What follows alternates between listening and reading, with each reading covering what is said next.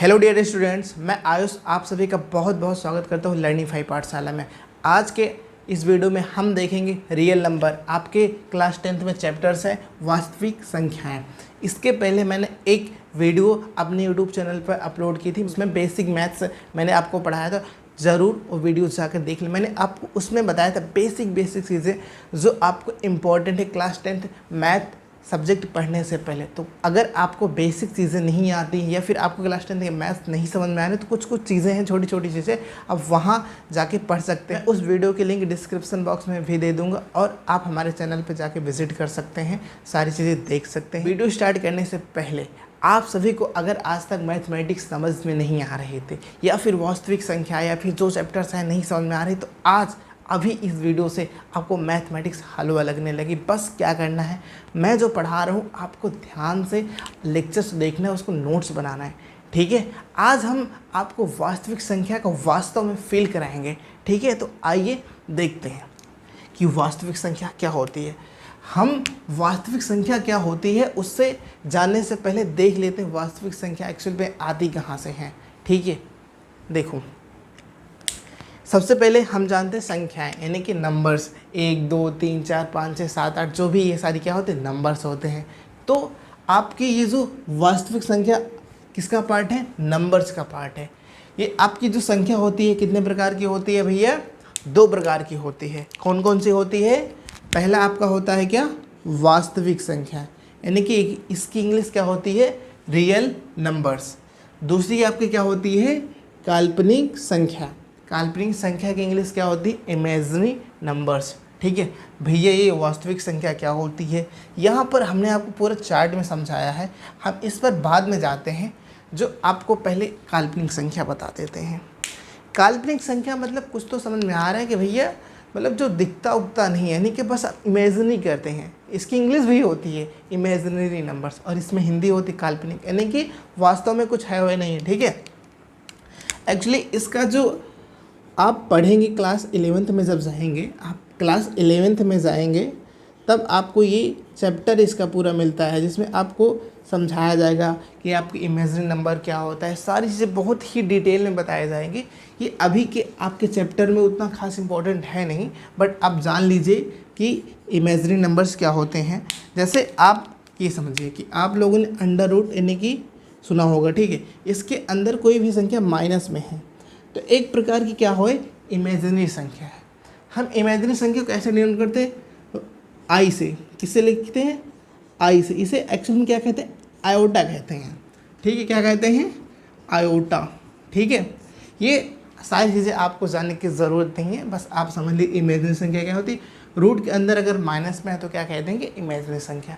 अभी आपके सिलेबस के लिए इतना इंपॉर्टेंट है, बस आप इतना समझ लीजिए। हम आइए देखते हैं कि वास्तविक संख्या क्या होती है, ठीक है। कितने प्रकार की होती है वास्तविक संख्या, कितने प्रकार की होती है भैया, 2 प्रकार की होती है। कितने प्रकार की, 2 प्रकार की। पहला क्या होता है, परिमेय संख्या। दूसरे क्या होती है, अपरिमेय संख्या।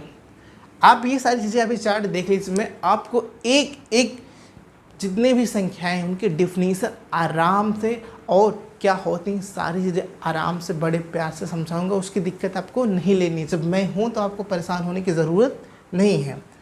हमने क्या बताया, वास्तविक संख्या क्या होती है, 2 प्रकार की होती है। पहला परिमेय संख्या, दूसरा अपरिमेय संख्या, ठीक है। एक परिमेय संख्या क्या होती है, जिसे हम P/Q के रूप में लिख सकते हैं, उसे क्या कहते हैं, परिमेय संख्या कहते हैं। P और Q क्या हो, यहाँ पर क्या होने चाहिए, एक पूर्णांक होने चाहिए और Q = नॉट 0 होने चाहिए। अभी मैं ये सारी चीज़ें आपको बड़े ही आराम से समझाऊंगा, परेशान होना मत, ठीक है। अपरिमेय संख्या जिसे P/Q के रूप में नहीं लिख सकते, ठीक है। परिमेय संख्या किससे लिखते हैं, Q से, क्या कैपिटल Q से दर्शाते हैं, और इसको किससे डिनोट करते हैं यानी कि दर्शाते हैं, Q⁶, ठीक है। अपरिमेय संख्या। परिमेय संख्या कितने प्रकार की होती है, ये 2 प्रकार की होती है। पहला क्या होता है आपका भिन्न। हमने आपको फर्स्ट वीडियो में आपको बताया था कि भिन्न क्या होता है, भिन्न = क्या होता है आपका, अंश बटे हर होता है। सारी चीज़ें आपको हमने बड़े ही आराम से समझाया था, ठीक है। भिन्न क्या होता है, अंश हर होता है क्या, ठीक है। उसके बाद परिमेय संख्या का दूसरा पार्ट क्या होता है, पूर्णांक। पूर्णांक को हम किससे डिनोट करते हैं? आई से, कैपिटल आई या फिर कैपिटल जेड से। पूर्णांक कितने प्रकार का होता है भैया? 2 प्रकार का होता है। एक होता है नेगेटिव पूर्णांक यानी कि ऋणात्मक पूर्णांक, दूसरा होता है आपका पूर्णांक संख्याएं। पूर्णांक संख्याएं को हम किससे डिनोट करते हैं? डब्लू से। किससे डिनोट करते हैं? कैपिटल डब्लू से। पूर्णांक संख्या आपकी 2 प्रकार की होती है। कितने प्रकार की होती है? 2 प्रकार की। पहला आपकी प्राकृतिक संख्याएं, दूसरा आपकी शून्य। ठीक है, समझ में आ गया। अब हम आपको, अगर ये आपको चार्ट बनाना है तो आप बना लीजिए, नहीं तो हम आपको इस सारी डिफिनीशन क्या होती है हम आपको अभी बताएंगे, अच्छे से समझाएंगे। ठीक है, परेशान होने की ज़रूरत नहीं है। आप इसको बनाना है तो बना लीजिए। इससे क्या होता है कि हमें सारी चीज़ें पता होती है, ये हमारे जो रियल नंबर से कहाँ से आया है, इसके कितने पार्ट्स हैं, सारी चीज़ें क्या जब चार्ट में होती है दिमाग में बैठी होती हैं। ठीक, हमें याद करने की ज़रूरत ज़्यादा नहीं पड़ती। ठीक, तो आइए हम देख लेते हैं कुछ संख्याएं जो आप सभी लोगों ने क्लास 9th में पढ़ा होगा, क्योंकि ये चीज़ें क्लास 9th में पढ़ाई जाती हैं जो आपके लिए इम्पॉर्टेंट है। तो सोचा मैं आपको बता दूं जिससे कि आपको इस चैप्टर में कोई भी प्रॉब्लम ना हो, आपको हर चीज़ आराम से आसानी से समझ में आए। तो ये जो संख्या होती है दशमलव के आधार पर देखें तो एक संख्या क्या हो जाएगी? जो दशमलव वाली संख्या होगी, एक जो बिना दशमलव वाली संख्याएँ होंगी। क्या भैया आप कुछ तो कह रहे हो? अगर दशमलव के आधार पे देखोगे तो क्या हो जाएगा? एक ऐसी संख्या जो दशमलव वाली संख्या है, ठीक है, और एक दूसरी बिना दशमलव वाली संख्या है। दशमलव वाली संख्या है यानी कि जो डेसिमल में होते हैं, जैसे कि ये क्या है आपका 2.345, क्या है ये? दशमलव वाली संख्याएं हैं। बिना दशमलव वाली संख्याएं यानी कि क्या 23, 24, 1, 2, 3 डॉट डॉट डॉट। ठीक है, क्या है? बिना दशमलव वाली है। क्या इसमें क्यों दशमलव? इसमें देखो दशमलव लगा है, इसमें कोई दशमलव नहीं लगा, तो क्या हो जाएंगी? बिना दशमलव वाली संख्या। ये क्या हो जाएंगी? दशमलव वाली संख्या है। अब हम देखें कि जो आपकी दशमलव वाली संख्या होती हैं कितने प्रकार की होती हैं? एक होता है शांत दशमलव संख्या। शांत दशमलव संख्या कितनी किताबी भाषा है भैया, कोई ना, अभी रुको यार, हम है ना, तो परेशान मत होइए। शांत दशमलव मतलब कुछ तो ऐसा चीज़ कि अगर वो एक टाइम तक चले लेकिन शांत हो जाए। मतलब कि जैसे कि मान लो आपके गांव में आप या फिर कहीं लड़ाई हो रही है, उसके बाद कुछ टाइम तक हुई, उसके बाद क्या हुआ? शांत हो गए। तो क्या हो गए? शांत हो गए, ऐसे समझ लो। उसके बाद अशांत दशमलव संख्या मतलब लड़ाई हो रही है, होते जा रही है, रुकने का नाम नहीं ले रहे, और आप बोल रहे भैया ये कहाँ से लोग आए हैं, ये क्या कर रहे हैं, कुछ समझ में नहीं आ रहा।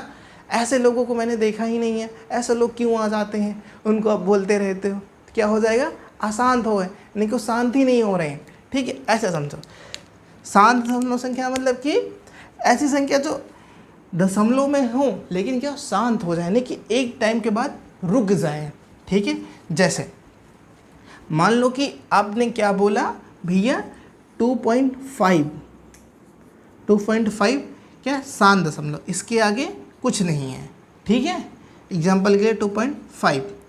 अब ये क्या है? इसके आगे जब कुछ है नहीं, यानी कि इस पर क्या हो जाएगी? शांत हो गई है, रुक गई है, क्या हो जाएगा? शांत दशमलव संख्या हो जाएगी। इसी तरह आप एक एग्जाम्पल बताओ जल्दी। 3.5 है ना, 2.25 है ना, क्या हो? शांत दशमलव संख्या है। ठीक है, इसी तरह अशांत दशमलव संख्या भैया मतलब कुछ ऐसा कि वो दशमलव के बाद रुक ही ना रही हो, चली जाए, यानी कि क्या? जैसे मान लीजिए आप कि अगर आप 10 को 3 से डिवाइड करिए तो कितना आएगा? कितना? 3 को 3 बार जाएगा तो क्या आ जाएगा? नहीं, यानी कि क्या 3 पॉइंट, फिर वही एक बचेगा, ऐसे चला जाएगा। तो क्या हो जाएगा? 3.333 क्या हो जाएगी? अशांत दशमलव संख्या हो जाएगा। हाँ बिल्कुल, आप सही सोच रहे हैं।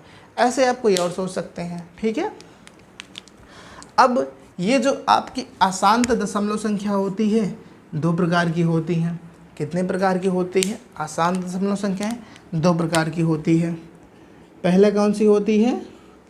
अशांत आवर्ती दशमलव संख्या।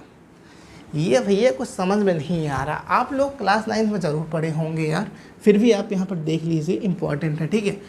पहला क्या है आपका अशांत आवर्ती दशमलव संख्या, दूसरा क्या है अशांत अनावर्ती दशमलव संख्या, ठीक है।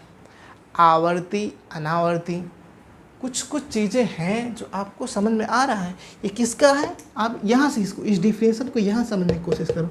कहाँ से, यहाँ से। अगर आप कोई भी चीज़ देखो, अगर कोई भी चीज़ किसी का पार्ट हो तो उससे लिंक ज़रूर होता है। जैसे कि दशमलव वाली संख्या है तो क्या इसमें दशमलव होगा, इसमें भी दशमलव होगा, है ना, इसमें भी दशमलव होगा, इसमें भी दशमलव होगा। अब शांत दशमलव की जगह शांत हो जाएगा, अशांत दशमलव संख्या है, मतलब कि रुकने का नाम नहीं रही, तो ये दोनों संख्याएं भी क्या रुकने का नाम नहीं रही, तो इसमें अंतर क्या होगा, ठीक है जी, बिल्कुल आप सही सोच रहे हैं। तो भैया हमें कुछ अंतर समझ में नहीं रहा, आप ही बताओ अब क्या होगा। बिल्कुल आप देखिए, आसान आवर्ती दशमलव संख्या, इतना तो समझ में आ रहा है कि ये जो है आसान है, यानी कि क्या कोई भी नंबर मान लीजिए क्या है 3.333 dot dot dot dot dot, ठीक है। हाँ भैया इतना तो समझ में आ रहा है कि इसका पार्ट है। आप एक चीज़ इसमें देखो कि ये जो 3 है दशमलव के बाद 3 क्या हो जाए रिपीट होते जा रहा है, ठीक है।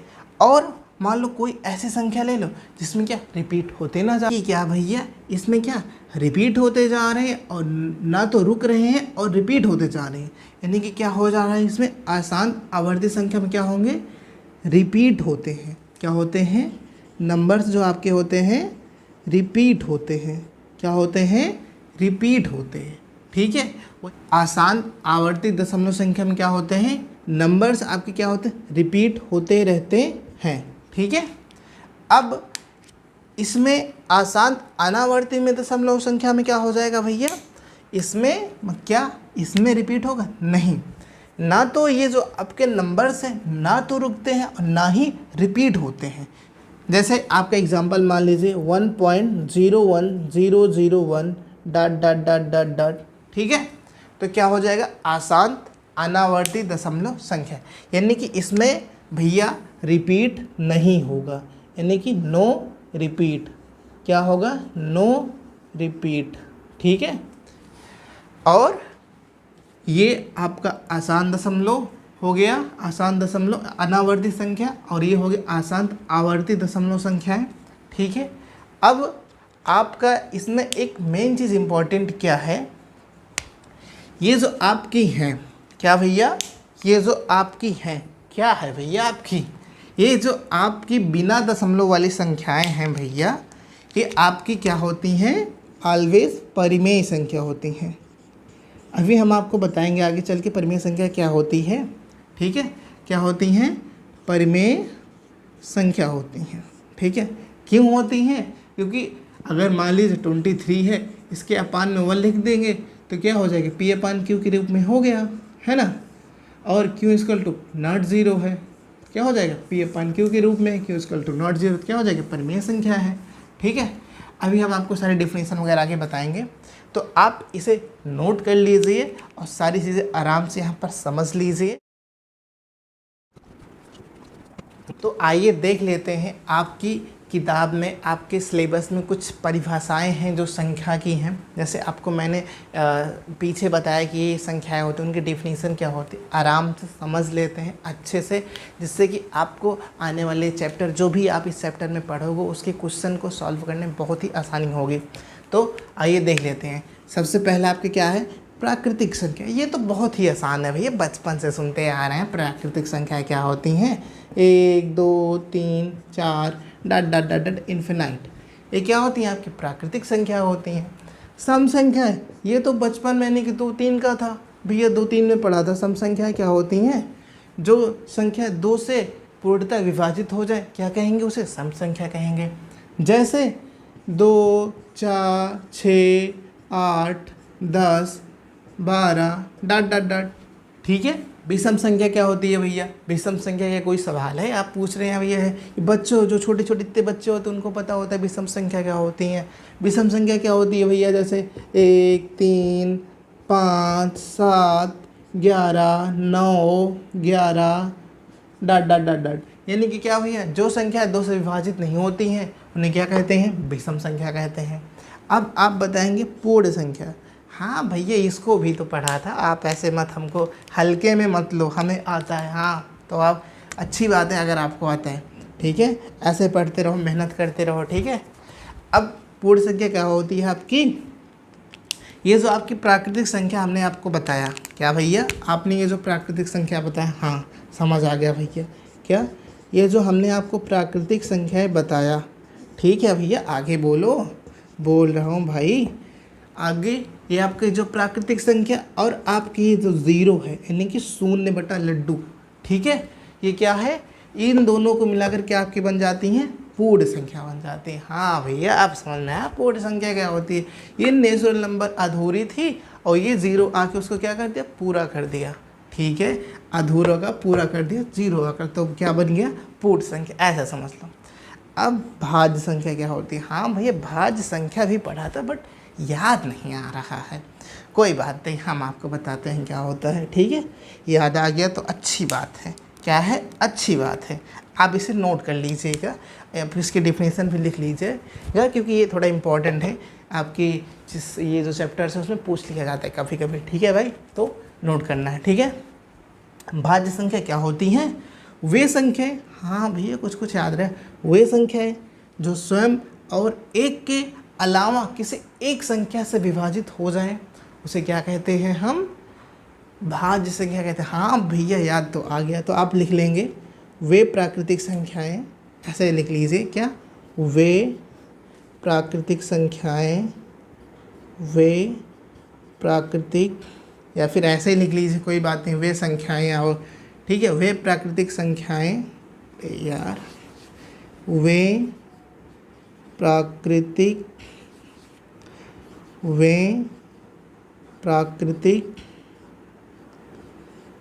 संख्याएं जो स्वयं और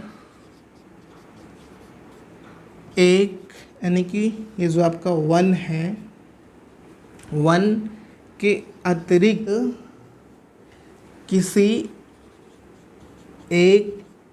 किसी और एक संख्या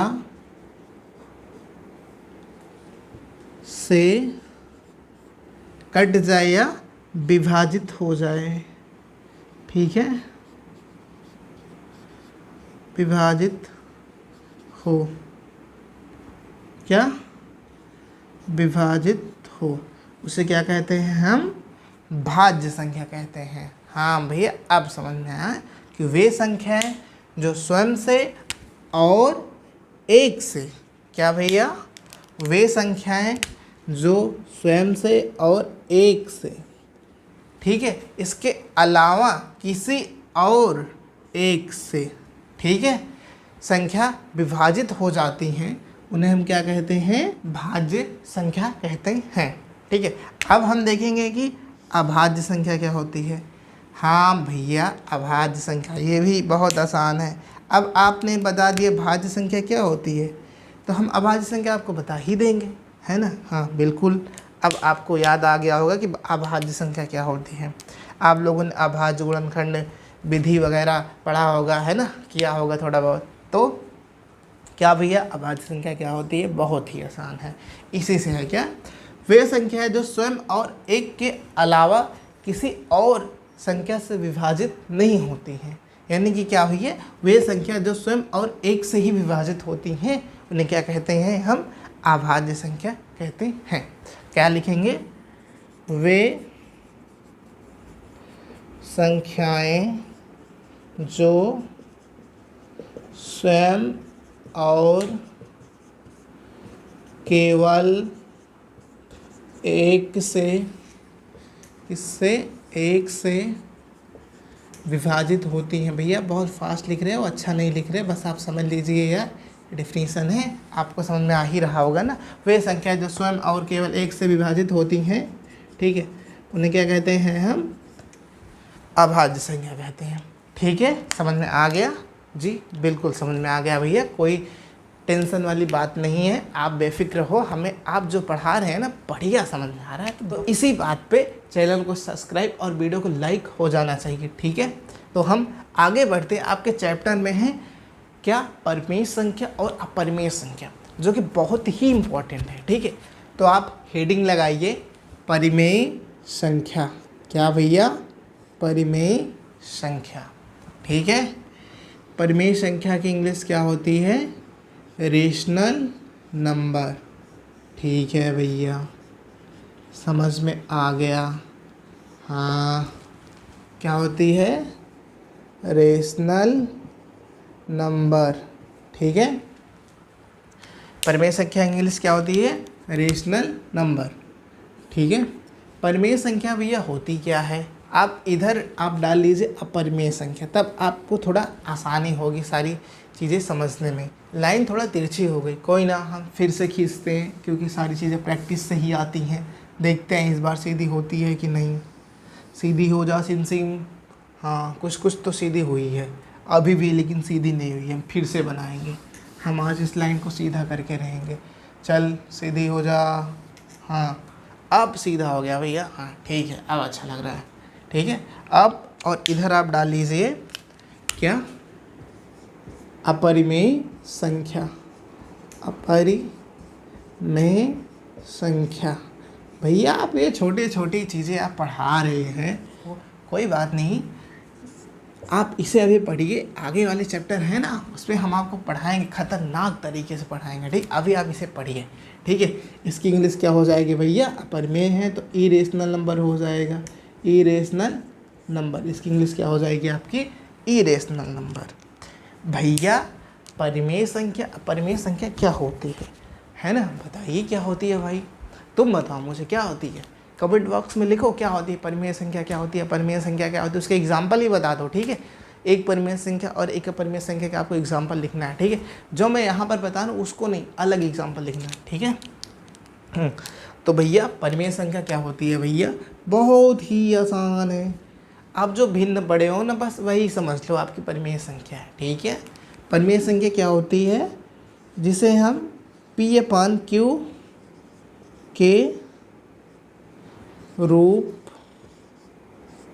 में लिख सकते हैं। ये बस हो गया भैया, हाँ भाई हो गया, यही है आपका परिमेय संख्या। क्या? P/Q के रूप में लिख सकते हैं, ठीक है? उसे क्या कहते हैं हम? परिमेय संख्या। और यहाँ पर नोट करने वाली बात ये है कि आपका ये जो P एंड Q है, ये आपका क्या होना चाहिए? एक पूर्णांक होने चाहिए। अभी हमने आपको बताया था कि पूर्णांक क्या होते हैं, ठीक है? पूर्णांक होने चाहिए, क्या होते हैं? पूर्णांक होते हैं, ठीक है? और दूसरी नोट करने वाली बात ये कि भैया Q = नॉट ज़ीरो होना चाहिए। हाँ भैया ये तो मुझे भी समझ में आ रहा है कि Q = नॉट ज़ीरो ही होगा, क्योंकि अगर Q = नॉट ज़ीरो होगा तो ये P/Q के रूप में होगा ही नहीं, ये सारी चीज़ें इसकी ख़राब हो जाएगी, पूरा ख़राब हो जाएगा। तो ये तो समझ में आ रहा है भैया, P/Q के रूप में लिखना है तो Q = नॉट ज़ीरो नहीं है, तो कॉमन सेंस है। हाँ ठीक है, सही बात। जैसे मान लो कि आपका 1 है, इसके नीचे 0 रख दोगे तो क्या होगा? इन्फिनाइट हो जाएगा, आएगा नहीं। 0 में ऐसा कुछ गुणा करो कि 1 आएगा, कभी पॉसिबल है नहीं है। अगर पॉसिबल है तो आप कमेंट में करके बताना, ठीक है? अब भैया ये क्या होती हैं, जैसे आपके एग्जांपल में लिख लीजिए क्या, 1/2, 1/3, 10, ठीक है? और ये आपकी अपरिमेय संख्या क्या होती है? ये तो आसान है भैया। अब जब आपने परिमेय संख्या बता दिया क्या होता है, तो अपरिमेय संख्या तो हम अपने आप बता लेंगे। हाँ तो आप लिख लीजिए अपने आप, मैं बता देता हूँ क्या होता है भैया। वे संख्या है जो क्या P/Q के रूप में, P/Q के रूप में नहीं लिख सकते। क्या कर सकते हैं? नहीं लिख सकते, नहीं लिख सकते हैं, ठीक है, उन्हें क्या कहते हैं हम? अपरिमेय संख्या कहते हैं। अब मैं आपको अपरिमेय संख्या के एग्जाम्पल ना बता रहा, ठीक है। अब आप हमें कमेंट में बताएंगे अपरिमेय संख्या के एग्जाम्पल क्या होता है, ठीक है। अगर नहीं तो हम आगे बढ़ाएंगे ना, तो आपके इसी चैप्टर में है कि परिमेय संख्या है तो बताइए परिमेय संख्या क्यों है, सिद्ध कीजिए, नहीं तो मैं कहूँगा परिमेय संख्या है ना। तो ये टॉपिक है आपको, मैं वहाँ पर आपको बता दूंगा, सारे एग्जाम्पल बता दूंगा। अगर आपको आता है तो कमेंट में बता दियो, ठीक है भाई। हाँ, और यहाँ पर एक चीज़ इम्पॉर्टेंट वाली बात है, क्या भैया, कुछ लोग, बहुत लोग हमने सुना है भैया कि ये जो पाई है, ये पाई को परिमेय 22/7 इसका लफड़ा मुझे समझ में नहीं आता। तो सिंपल सी इसकी बात है भैया, क्या बात है भैया, अगर आपको कहीं 22/7 लिखा है तो क्या होता है आपका? परिमेय संख्या आप होगा, ठीक है। आप इसे परिमेय टिक कर दीजिएगा, ठीक है। अगर कहीं पर सिर्फ पाई दिया है, पाई इक्वल टू 22/7 नहीं लिखा है, सिर्फ पाई दिया है, तो क्या हो जाएगी आपकी? अपरिमेय संख्या हो जाएगी, ठीक है। अपरिमेय संख्या टिक कर देंगे, ठीक है। बाकी इसके पीछे क्या लॉजिक है, क्या चीज़ें हैं, हम उस पर ना जाने, बस इतनी सी बात है, आप इसको समझ लीजिए। अगर कहीं पर भैया हमें 22/7 लिखा दिखा तो मैं उस पर क्या मारूंगा? परिमेय संख्या। अगर मुझे कहीं पाई दिखी तो मैं उस पर क्या मारूंगा? अपरिमेय संख्या। बिल्कुल आप समझ गए, तो आप इसे नोट कर लीजिए। नेक्स्ट हम आगे देखेंगे। आपने सभी ने क्लास 9, 10, 5, 6, 4 में, 6, 7, 8 क्लास में सब में क्या पढ़ा होगा? लासा मासा, यानी कि क्या भैया, आप हिंदी में सब बोल रहे हो, मैं तो भूल गया, कोई बात नहीं, आप ध्यान दीजिए। आप पढ़े नहीं होंगे कि लासा मासा के क्या कहते हैं? एलसीएम, एचसीएफ, यानी कि क्या? एलसीएम का मतलब क्या होता है भैया? Least common multiple. एचसीएफ का मतलब क्या होता है भैया? हाईएस्ट कॉमन फैक्टर, ठीक है। ऐसे ऐसे कुछ चीज़ें होती हैं, आप लोगों ने शायद पढ़ा होगा, नहीं पढ़ा तो हम आपको बता दे रहे हैं, आप आराम से पढ़ लीजिए, बहुत ही आसान है, ठीक है। आइए देखते हैं, क्योंकि इस चैप्टर में आपकी कुछ चीज़ें हैं जो आपको एलसीएम और एचसीएफ पढ़ना पड़ रहा है भाई। ये तो 5-6 की चीज़ें हैं, मुझे क्यों पढ़ा रहे हो भैया, आप आगे बढ़ जाओ ना।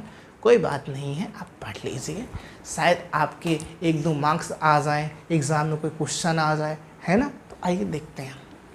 जी भैया, आप कह रही हैं तो हम पढ़ लेते हैं, तो आप पढ़ लीजिए, ठीक है। तो आप पढ़ लीजिए।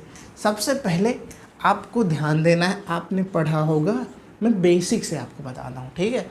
अभाज्य गुणनखंड विधि, क्या आपने पढ़ा होगा भैया? अभाज्य गुणनखंड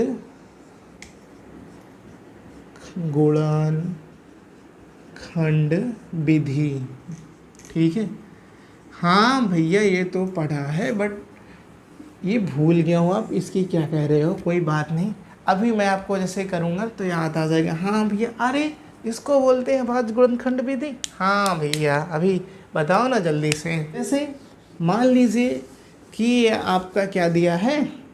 40 दिया हुआ है, 40 क्या दिया हुआ है?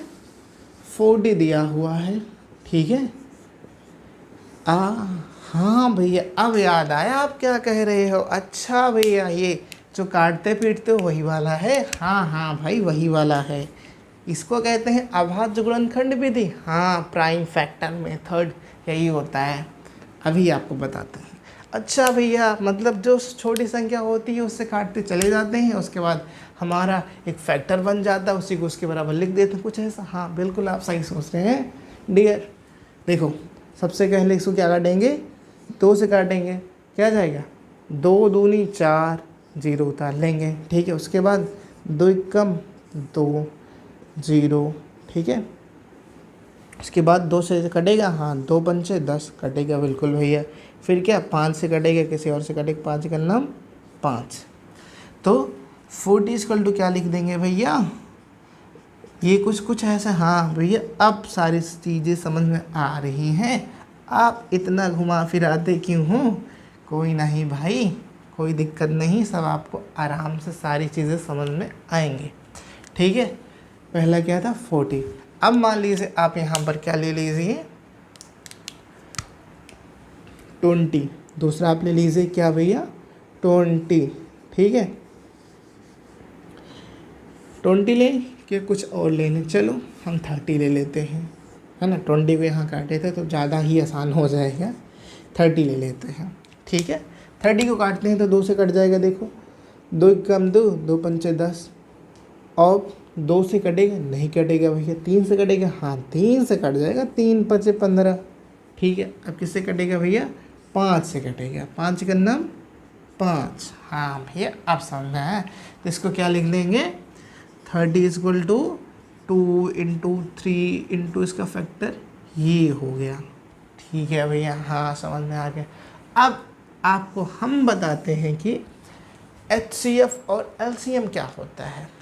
अब मान लो आपके क्वेश्चन आता है, आपकी जो ये बोर्ड एग्ज़ाम है ना भैया, बहुत अच्छे लोग हैं, ये आपको इतना आसान सा क्वेश्चन पूछ लेते हैं कई बार कि आप अभाज्य गुणनखंड विधि से बताइए कि इसका HCF और LCM क्या होगा और इसे सिद्ध कीजिए।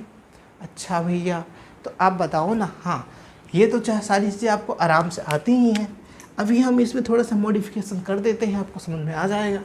ठीक है भैया, बताओ जल्दी, रहा नहीं जा रहा है, बताता हूँ भाई। ठीक है, देखो अगर हमें इसका HCF निकालना हुआ तो क्या हो जाएगा, HCF की फुल फॉर्म क्या होती है, हाईएस्ट कॉमन फैक्टर। यानी कि क्या भैया कि इस दोनों संख्या जो हैं इनमें जो इसके फैक्टर में कॉमन है उसे हम ले लेते हैं। हाँ बिल्कुल, अब आप देखो इसमें क्या कॉमन है, 2 यहाँ पर भी है, 2 यहाँ पर भी है, 5 यहाँ पर कॉमन है, 5 यहाँ पर कॉमन है। हाँ भैया अब समझ में आ रहा है, यानी कि HCF क्या हो जाएगा 2 इंटू 5। ठीक है, अभी नहीं समझ में आ रहा, कोई बात नहीं, मैं ऐसे बता देता हूँ आपको, थोड़ा आसान हो जाएगा। ठीक है, ऐसे लिख लीजिए, क्या ऐसे लिख लीजिए, यहाँ पर आप 30 की लिखने की जगह आप इसका 30 का फैक्टर यहाँ पर लिख लीजिए। ठीक है, 30 फैक्टर आप यहाँ से लिख लो तो ज़्यादा समझ में आ जाएगा। क्या हो जाएगा 30 फैक्टर क्या था 2 इंटू 3 इंटू 5। ठीक है, अब देखो यहाँ पर क्या है 2 कॉमन है। ठीक है, और इसमें क्या, अब कोई 2 कॉमन है नहीं, इसमें 3 है, इसमें 2 है, इसमें 2 है, इसमें 5 है, इसमें 5 है, इसमें 5। हाँ ये कॉमन हो जाएगा भैया, ये बात हाँ आप समझ गए। तो इसके HCF क्या हो जाएगा भैया, हाँ भैया आप समझ में आया क्या हो जाएगा, HCF क्या हो जाएगा 2 इंटू 5, यानी कि इसका आंसर क्या आ जाएगा आपका 10। ठीक है, अब आप बताओ भैया LCM क्या होगा, अगर आपको आता है तो आप बताइए, नहीं तो आप यहाँ पर देखिए मैं आपको बता रहा हूँ। 40 इसका फैक्टर क्या है, प्राइम फैक्टर क्या है इसका 2 इंटू 2 इंटू 2 इंटू 5, 2 दूनी 4 दूनी 8 पंचे 40। ठीक है, और 30 का प्राइम फैक्टर क्या है 2 तिहाई 6 पंचे 30। अब आपको LCM लेने के लिए क्या करना पड़ता है, सबसे पहले देख लेते हैं जो इसमें कॉमन है उसको जितनी बार कॉमन है उतनी बार नहीं लेंगे। ठीक, यानी कि अगर इस दोनों में एक बार कॉमन है तो हम इन दोनों का सिर्फ एक बार लेंगे। यानी कि क्या, जैसे यहाँ पर आप देखिए ये जो कॉमन पार्ट है, ठीक है, ये जो कॉमन संख्या है इसको हम यहाँ पर सिर्फ एक बार उतारेंगे। ठीक है, उसके बाद यहाँ पर ये जो कॉमन संख्या है उसको यहाँ पर कितनी बार लेंगे, एक बार लेंगे। उसके बाद जो बच रहा है हम उसको लिख देते हैं, जैसे 2 बच रहा है यहाँ पर, 2 बार और 3 बार। तो इसको देख लीजिए कितना आ रहा है भाई, इसका क्या हो जाएगा LCM, क्या हो जाएगा 2 दूनी 4 दूनी 8 पंच 40 3 120, क्या हो जाएगा 120। 30 और 40 का LCM क्या हो जाएगा भैया 120। हाँ, अब आपके सिलेबस में यानी कि आपके क्लास 10th के इस वास्तविक संख्या के चैप्टर में एक फॉर्मूला है जो कि पहले भी आप लोगों ने शायद पढ़ा होगा, नहीं पढ़ा है तो आप यहाँ पर देख लीजिए। क्या है भैया? LCM, ठीक है, into HCF equal to A into B। ये आप क्या लिख दिए भैया, समझ में नहीं आया। हाँ, मुझे भी लग रहा होगा आपको समझ में नहीं है, लेकिन एक्चुअल में क्या होता है कि ये जो आपकी संख्या है यानी कि ये पहली संख्या है, ठीक है, और ये आपकी क्या है, कोई दूसरी संख्या है। क्या है? दूसरी संख्या है, ठीक है। और ये इसमें दिया है कि आपका LCM और HCF आपने यहाँ से निकाल लिया, ठीक है। इसके HCF क्या है? 10 है। इसके LCM क्या है? 120 है, ठीक है। तो पहली और दूसरी संख्या का LCM into HCF equal to पहली संख्या इंटू दूसरी संख्या, ठीक है। तो उसमें क्वेश्चन पूछता है आपके बोर्ड एग्जाम में भैया कि आप ये जो क्वेश्चन है, मान लीजिए दे दिया कि आप बताइए 100 और 1000, ठीक है। ऐसे थोड़ा बड़े में पूछते हैं, ठीक है। हमने आपको इतना इजी इसलिए बताया कि आप अच्छे से समझ पाओ, क्योंकि जब आसान से समझ जाओगे तो ये जो 1000 वाला इसे भी समझ जाओगे, ठीक है। पूछ लिया क्या भैया? ये जो 100 और 1000 है इसको अभाज्य गुणनखंड विधि द्वारा हल कीजिए और इसका LCM और HCF बताइए और उसके बाद इसकी जांच भी कीजिए। जब जांच करने की बात आती है तो ये फार्मूला आपको काम में आता है। ये फार्मूला, इस फार्मूले से हम इस जो क्वेश्चन है ये हमारा सही है कि गलत है, हम इसकी जांच कर लेंगे, ठीक है। तो हमने आपको बताया कि LCM, ये पहली और दूसरी संख्या के LCM क्या है? 120 है। क्या है भैया? 120 है। और HCF कितना है? 10 है। और पहली संख्या क्या है आपकी? 40 है, ठीक है। और दूसरी संख्या आपकी क्या है? 30 है। ये इसका और ये दोनों बराबर होने चाहिए, ठीक है भैया। मल्टीप्लाई करते हैं, गुणा करते हैं, देखते हैं ये बराबर है कि नहीं, ठीक है भैया। करो, देखते हैं। तो क्या हो जाएगा? 12 का नम 12, 2 0 लगा देंगे, 1200। 4 तिहाई 12, हाँ भैया, और 2 0 इधर, हाँ भैया बराबर तो आ गया। LHS इक्वल टू RHS, दोनों बराबर आ गया, दोनों पक्ष।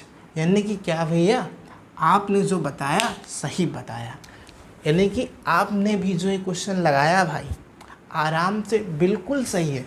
आपको थोड़ा सा भी परेशान होने की ज़रूरत नहीं है, ठीक है। तो आप इसे नोट कर लीजिए। हम आपको एक और क्वेश्चन सॉल्व कराते हैं जिसकी आपकी थोड़ी सी प्रैक्टिस हो जाएगी, ठीक है। तो आप दूसरा लिखेंगे कि जैसे कि आपके बोर्ड एग्ज़ाम में फिर कहीं पर आ गया कि 96 वा किसका ले लें? 100 का ले लें, ठीक है, ले लेते हैं 100 का, ठीक है। इसका अभाज्य गुणनखंड विधि द्वारा आप लिख लेंगे, या फिर आप ऐसे समझ लीजिए कि मैं क्या कहना चाह रहा हूँ, आप समझ रहे हैं ना, कि 96 और 100 इसका अभाज्य गुणनखंड विधि द्वारा LCM और HCF ज्ञात करना है। और आपको LCM और HCF इक्वल टू क्या होता है? पहली संख्या इंटू दूसरी संख्या, ठीक है। इसकी जांच वगैरह करनी है, ऐसा कुछ बोल दिया तो आप ये फार्मूला फटाक से लगा देंगे। तो ठीक है, आइए देखते हैं कि सबसे पहले इसका क्या निकालेंगे? प्राइम फैक्टर लेंगे, अभाज्य गुणनखंड निकालेंगे, ठीक है। हाँ भैया, ये तो बहुत आसान है। 96 यानी कि क्या भैया, ये 2 से कट जाएगा, हाँ भैया बिल्कुल कट जाएगा। क्या 2 चौक 8, 2 8 16, सही जा रहे हो गुरु। 2 दूनी 4, 2 चौक 8, 2 का नाम 2, 2 दूनी 4, 2 छंग 12, 2 तिहाई 6, 3 का नाम 3, हाँ भैया ये तो हो गया। अब दूसरा को आप देख लीजिए, 100 2 से कट जाएगा, हाँ कट जाएगा भैया, 50 आएगा। उसके बाद क्या हो जाएगा? 25 आ जाएगा भैया, हाँ 25 आ जाएगा, सही कह रहे हो। अब देखो यहाँ पर क्या आ गया आपका? 25 आ गया। क्या आ गया यहाँ पर आपका? 25। क्या ये 2 से कटेगा? नहीं कटेगा। 3 से कटेगा? नहीं कटेगा। क्या 5 से कटेगा? हाँ भैया 5 हम 25। क्या हो जाएगा आपका? 5 1 जा 1, ठीक है। 5 का नाम 5, ठीक है। तो क्या हो जाएगा आपका 2 दूनी 4, 4 पंचे 20, पंचे 100। अब हम इसका क्या निकालेंगे भैया, LCM और HCF निकालेंगे, ठीक है भैया। अब आप यहाँ पर लिख लीजिए क्या भैया, LCM निकालने के लिए मान लीजिए सबसे पहले क्या निकालें, LCM HCF, चलो HCF ही निकालते हैं पहले, क्या HCF हमें निकालना है। तो सबसे पहले आप इसको लिख लीजिए ना, तब आपको आसानी होगी। 96 का फैक्टराइजेशन क्या है आपका, 2 इंटू 2 इंटू 2 इंटू कितनी बार 2 है, 1 2 3 4 5, 5 बार इंटू 3 इंटू 2 इंटू कितनी हुआ 4 हुआ ना, इंटू 3। उसके बाद आपका 100 का लिख लेंगे क्या भैया, हाँ 100 का लिख लेंगे। क्या है इसका, 2 दूनी 4 पंचे 20, पंचे 100। हाँ भैया समझ में आ गया, ठीक है। अब हमें क्या निकालना है भैया, इसका HCF निकालना है, HCF और LCM निकालना है। हाँ भैया क्या निकालना है, HCF और LCM। तो HCF क्या होता है, जो इसमें कॉमन होता है, क्या है 2 कॉमन है, इधर भी 2 है, इधर 2 कॉमन, फिर से 2 कॉमन। अब देखो क्या भैया, इसमें कुछ ऐसा कॉमन है क्या, नहीं है। इसमें 5 है, इसमें 2 2 2 3 है, ठीक है। तो क्या कॉमन नहीं है, तो इसका क्या हो जाएगा HCF भैया, 2 इंटू 2 इक्वल टू क्या हो जाएगा आपका 4, ठीक है भैया समझ गया है। उसके बाद LCM क्या होगा, जो कॉमन है उसको एक बार ऐसे उतार लो, 2 है ना। अब इसमें क्या है कॉमन है, इधर 2 बार कॉमन है, तो क्या करेंगे आप ऐसे उतार लेंगे, 2 इंटू 2 की पावर 3 इंटू 3, 2 इंटू 2 की पावर 3 इंटू 3 इंटू 5 की पावर 2।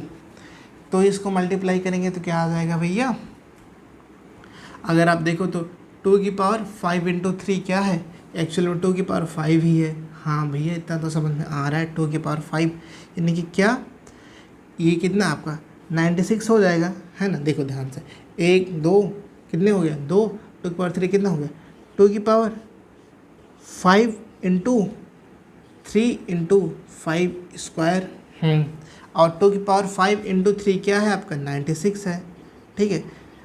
ये तो आप इसको ऐसे गुणा कर लीजिए, क्योंकि मुझे यही चीज़ यहाँ पर दिख रही है तो मैंने उतार दिया ऐसे, ठीक है। अब क्या बचा आपका 25 बचा, ठीक है।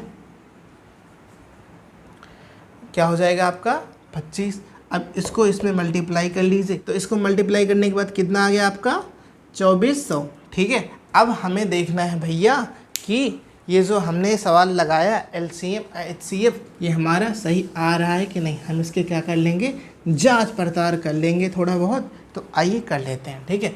LCM कितना है आपका 2400, क्या भैया 2400, और HCF कितना है 4 है, और हमारी पहली संख्या क्या है 96 है, क्या है 96, दूसरी संख्या क्या है 100 है। तो 24 को 4 में मल्टीप्लाई करोगे क्या हो जाएगा 16, है ना।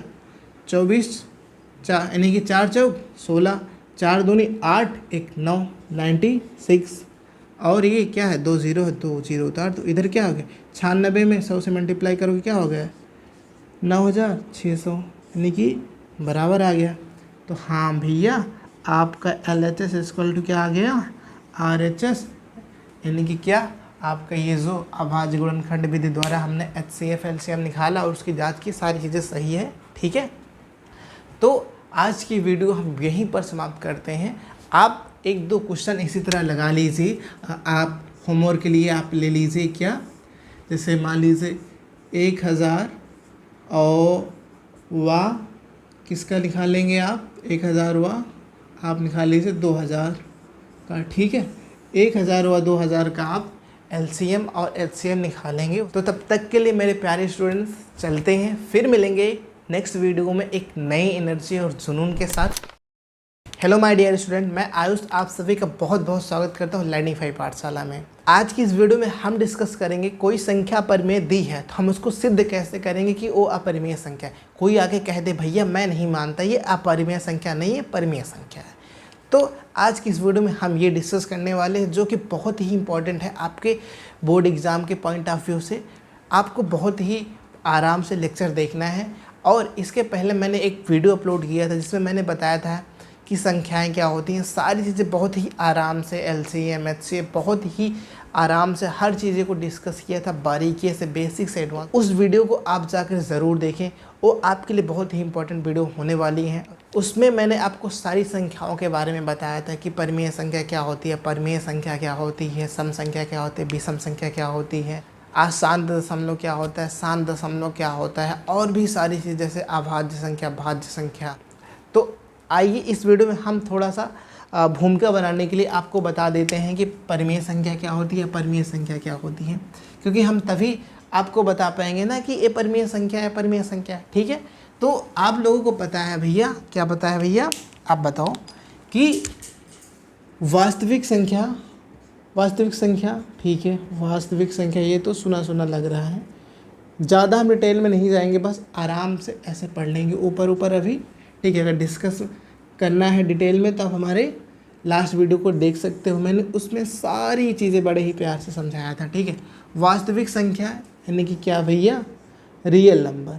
ठीक है, रियल नंबर, वास्तविक संख्या की इंग्लिश क्या होती है, रियल नंबर। कितने प्रकार का होता है भैया, आपने बताया था पहला क्या होता है, परिमेय संख्या होता है। हाँ भैया, हमने बताया था कि परिमेय संख्या। ठीक है, दूसरा क्या बताया था आपको, अपरिमेय संख्या। ठीक भैया, अब समझ में आया कि आपने बताया था परिमेय संख्या और अपरिमेय संख्या। ठीक है, परिमेय संख्या की इंग्लिश क्या होती है, रेशनल नंबर, और अपरिमेय संख्या की इंग्लिश क्या होती है, इरेशनल नंबर। ठीक भैया, समझ में आ गया। हमने आपको बताया था परिमेय संख्या क्या होती है कि जिसे हम P/Q के रूप में लिख सकते हैं। ठीक है, उसे हम क्या कहते हैं, परिमेय संख्या कहते हैं, जिसे हम P/Q के रूप में लिख सकते हैं। ठीक है, लिख सकते हैं। और यहाँ पर ये जो P और Q है, एक क्या होने चाहिए, पूर्णांक होने चाहिए। ठीक भैया, समझ में आ गया, पूर्णांक होने चाहिए।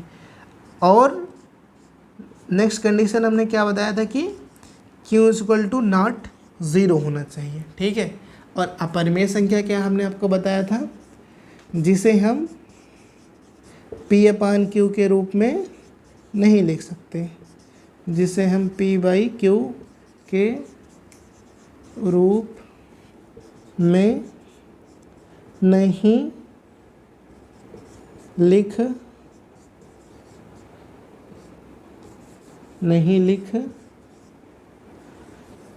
लिख सकते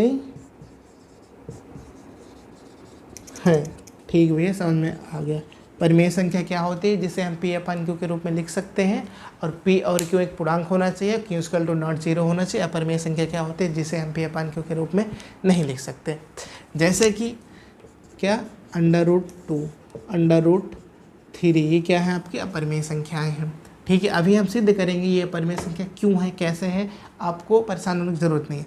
P/Q के रूप में लिख सकते हैं 1/2, 1, 2 डॉट डॉट डॉट, तमाम बहुत सारी ऐसे संख्या है जिसे हम P/Q के रूप में लिख सकते हैं, परिमेय संख्या कहलाती हैं। ठीक भैया, अब समझ में आ गया।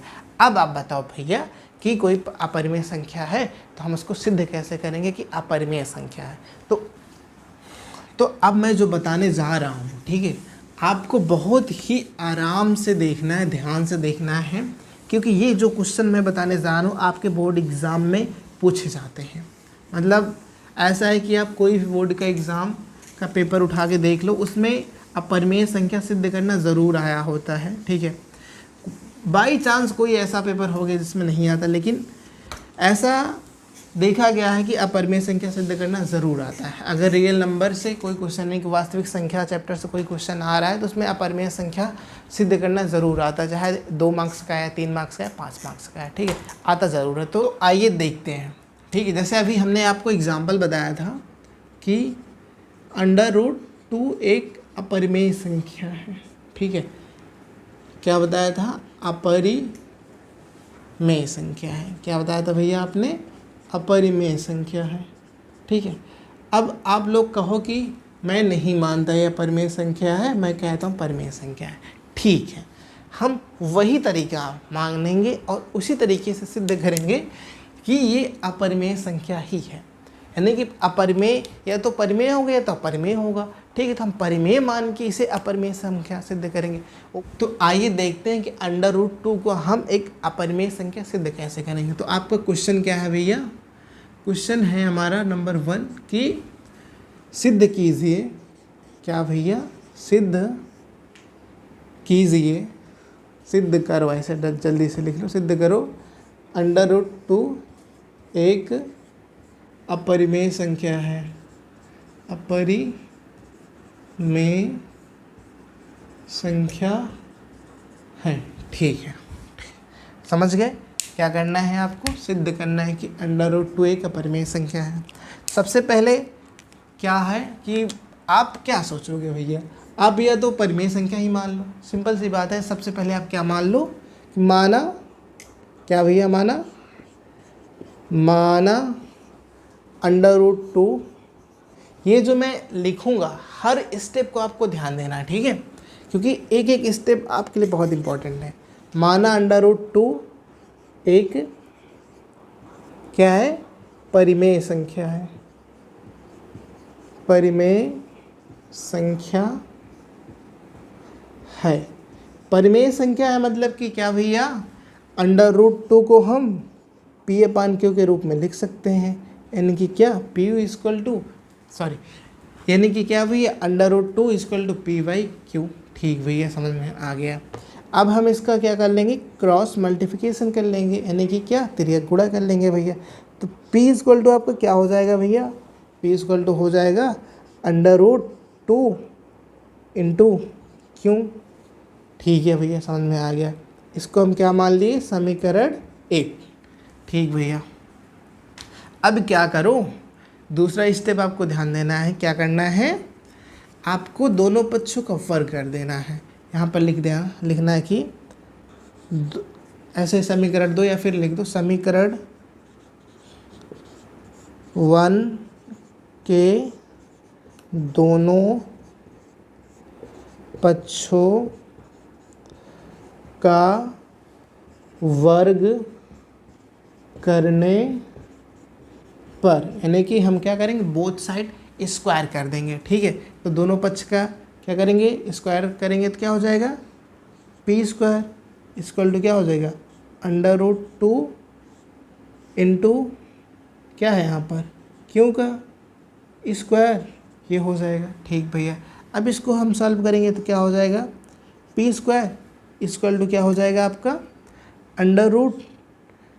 देखो यहाँ पर आपको एक चीज़ समझना है कि √2 × √2 आपका होता है 2। ये आप लोगों ने क्लास 9th में पढ़ा होगा, ठीक है? नहीं पढ़ा तो मैं आपको बता देता हूँ, बहुत ही आसान है।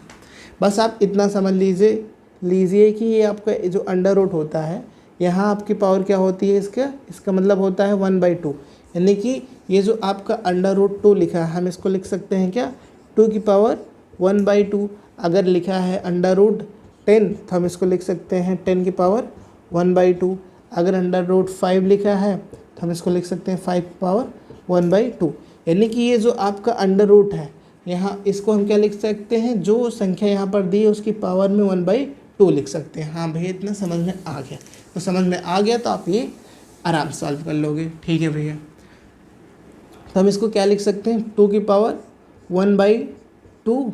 ठीक भैया, इंटू 2 की पावर 1/2, इसको लिख सकते हैं ना? हाँ, अब हमें पता है भैया कि क्या होता है गुणे में अगर घाते क्या होता है।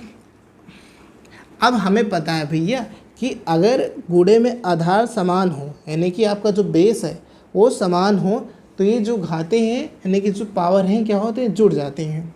तो क्या हो जाएगा? 2 की पावर 1/2 प्लस 1/2। ठीक है, 1/2 क्या हो जाएगा भैया? = क्या हो जाएगा? 2 की पावर क्या हो जाएगा भैया?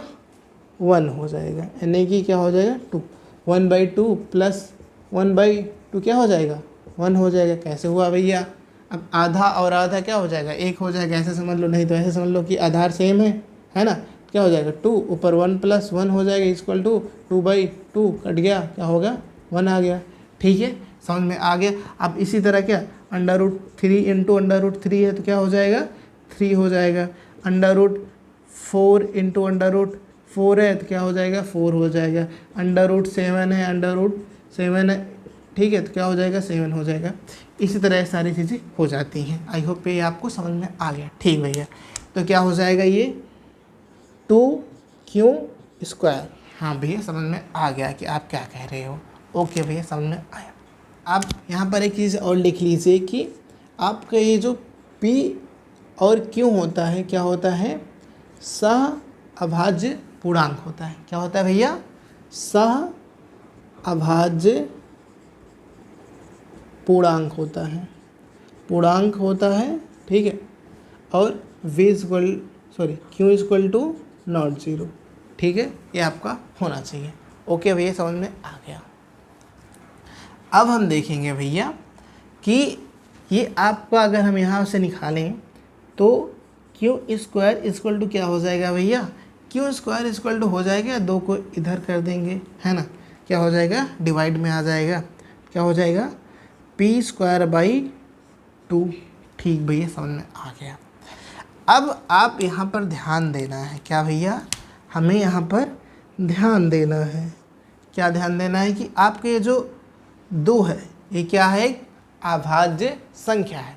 हमने आपको लास्ट वीडियो में सारी चीज़ें बताई थी, इस अभाज्य संख्या क्या होती है, भाज्य संख्या क्या होती हैं, तो आप वो वीडियो जाके देख सकते हैं। ठीक है, तो आप यहाँ पर देखो, यहाँ पर एक्चुअल में हो क्या रहा है, क्या हो रहा है भैया, ये जो 2 है यानी कि अभाज्य जो 2 संख्या है किसको विभाजित कर रहा है, यानी कि किसको डिवाइड कर रहा है, p² को। ठीक भैया, समझ गया कि ये जो हमारी 2 है यानी कि हमारा अभाज्य संख्या 2 है वो किसको विभाजित कर रहा है, विभाजित मतलब क्या करना है, उसको डिवाइड कर रहा है, किसको कर रहा है, p² को। अब यहाँ पर आपके बुक में NCERT में एक थ्योरी है। थ्योरी क्या है, सिंपल सा कुछ नहीं, कॉन्सेप्ट है, आपको आसान से समझ में आ जाएगा, वो कुछ है नहीं, बहुत ही आसान है। ठीक है, एक्चुअल में क्या है कि अगर मान लीजिए कि p² को अगर a विभाजित करता है, ठीक है, यानी कि डिवाइड करता है, ये की तरह लग नहीं रहा, बना देते हैं, a विभाजित करता है, क्या करता है भैया, विभाजित करता है। ठीक है, इतना तो समझ में आ रहा है भैया, विभाजित करता है, तो p² को a विभाजित करता है,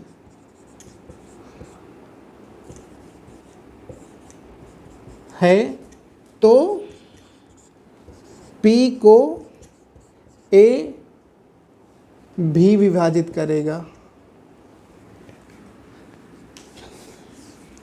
तो a p को भी विभाजित करेगा। परेशान नहीं होना, मैं क्या लिख रहा हूँ अभी आपको समझा देता हूँ, समझ में आ जाएगा। देखो एग्जाम्पल के लिए आप ले लो कि जैसे मान लीजिए कि ये जो आपका 25 है, अगर 5 इसे विभाजित करें यानी कि 5 हम 25 5 आ गया। ठीक है, ये 25 किसका स्क्वायर है भैया, ये स्क्वायर है 5 के स्क्वायर। ठीक है, 5 इसे विभाजित कर रहे हैं 5 को, तो क्या होगा, ये जो बचेगा इसके यानी कि 5 एक बार काटेगा तो जो 5 बच रहा है उसको भी काट देगा। हाँ भैया काट तो देगा, सही कह रहे हो भैया आप। अब आप ऐसे सिंपल सा ले लो कि मान लो ये जो आपका 9 है, ठीक है, 3 जो है 9 को विभाजित कर रहा है। ठीक है, यानी कि किसका स्क्वायर है, 3 का स्क्वायर है, तो जो इसके बाद बचेगा उसको विभाजित करेगा ना। हाँ भैया समझ में आ गया, बस कुछ नहीं है, कॉमन सा सेंस है, यूज़ करना है, हो जाएगा। ठीक है भैया समझ में आ गया, आप इसे मिटा सकते हैं। ठीक है, मैंने मिटा दिया। सिंपल सी बात है कि अगर a p² को विभाजित कर रहा है तो a जो है p को भी विभाजित करेगा। ठीक है भैया समझ में आ गया, ओके। तो ये जो 2 है क्या है आपका अभाज्य संख्या है। ठीक भैया, समझ में आ गया कि 2 जो है हमारा अभाज्य संख्या है। अब आगे क्या करना है आप बताइए। अब यहाँ पर आपको क्या लिखना है, आप ऐसे बना लीजिए कि क्या भैया, यहाँ पर आप देखो ये जो 2 है पी स्क्वायर को विभाजित कर रहा है कि नहीं, हाँ कर रहा है। तो यानी कि क्या भैया 2 पी को भी विभाजित करेगा, हाँ भैया अभी तो आप बताएं। ठीक है, तो यहाँ पर लिख लीजिए क्या लिखेंगे आप, 2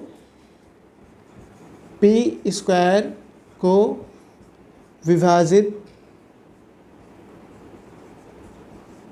करता है, अतः 2 पी को भी विभाजित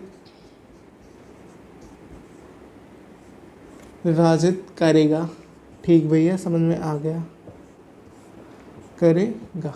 ओके, अब क्या करना है आपको, ठीक है, अब आपको आगे क्या करना है आप बताइए भैया, आगे क्या करना है। ठीक है, अभी यहाँ पर आपको ध्यान देना है। ठीक है, अब माना यहाँ पर लिखो कि माना क्या भैया, माना P/2 = n, और यहाँ पर n जो है क्या है, धनात्मक पूर्णांक है।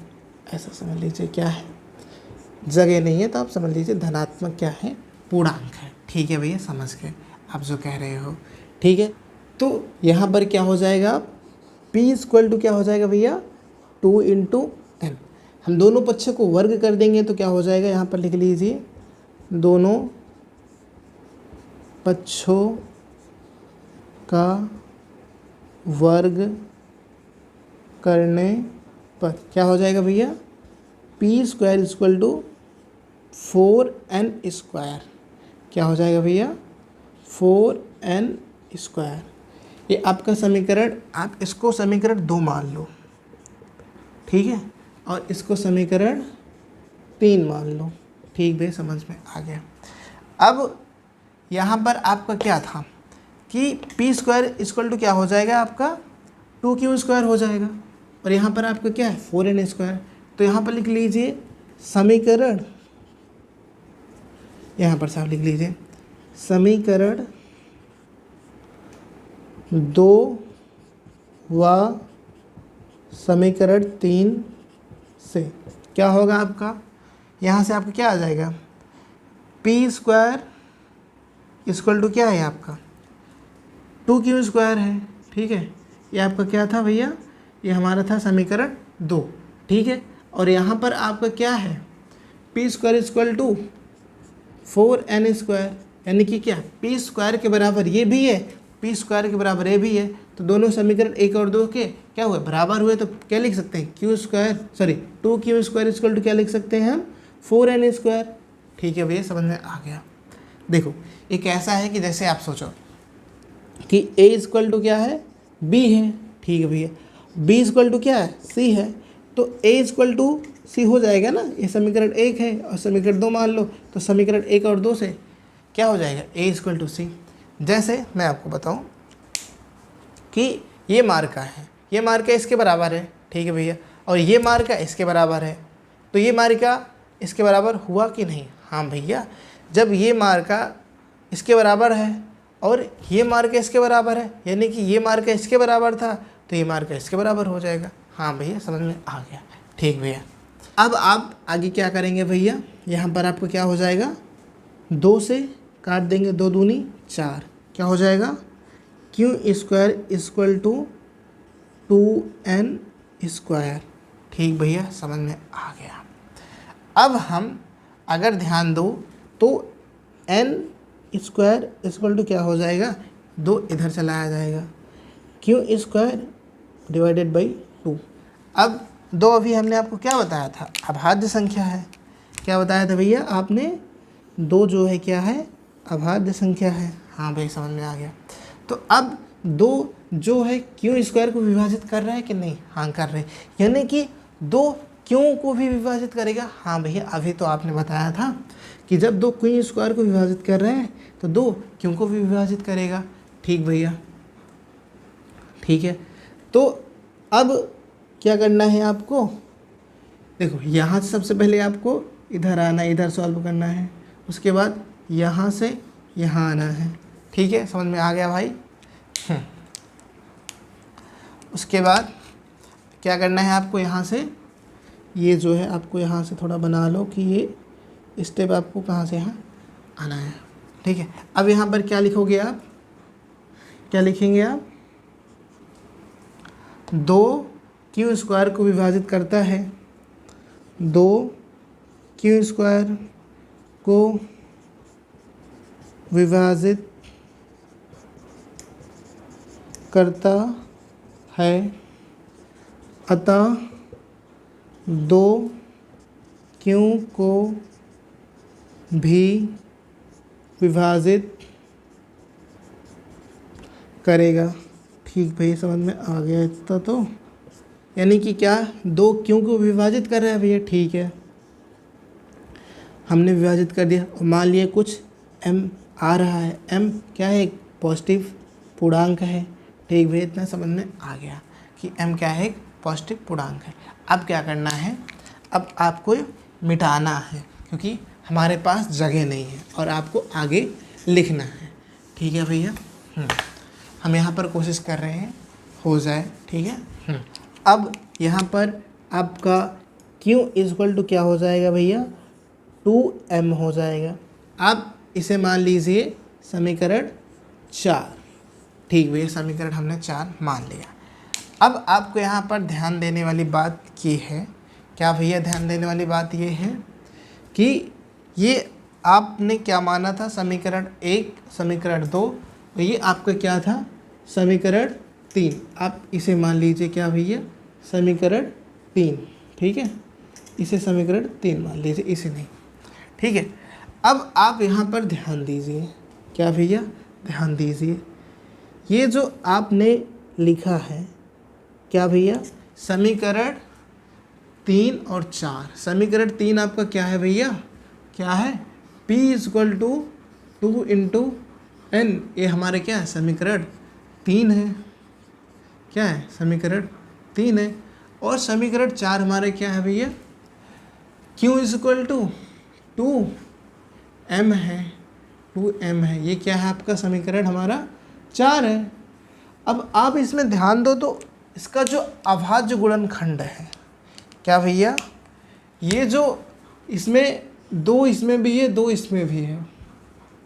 ठीक है, हाँ, लेकिन हमने यहाँ पर अगर ये सोचो कि 2 इसमें भी कॉमन है, 2 इसमें भी कॉमन है, यानी कि इसका अभाज्य गुणनखंड 2 है, तो हम क्या कह सकते हैं कि ये सभाज्य पूर्णांक नहीं है। हाँ भैया, बिल्कुल कह सकते हैं कि अगर इसमें 2 उभयनिष्ठ हैं तो हम कह सकते हैं कि ये क्या, सभाज्य पूर्णांक नहीं है।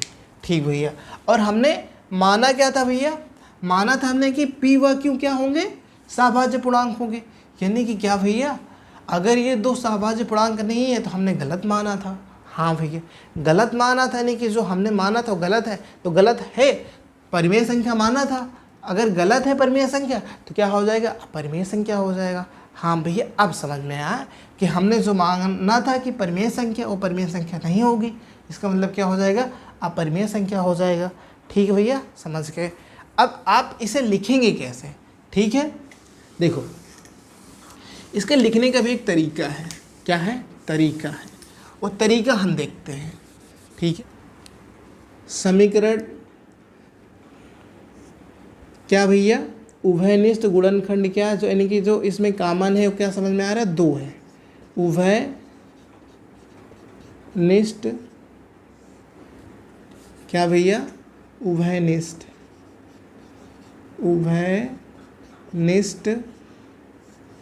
गुणनखंड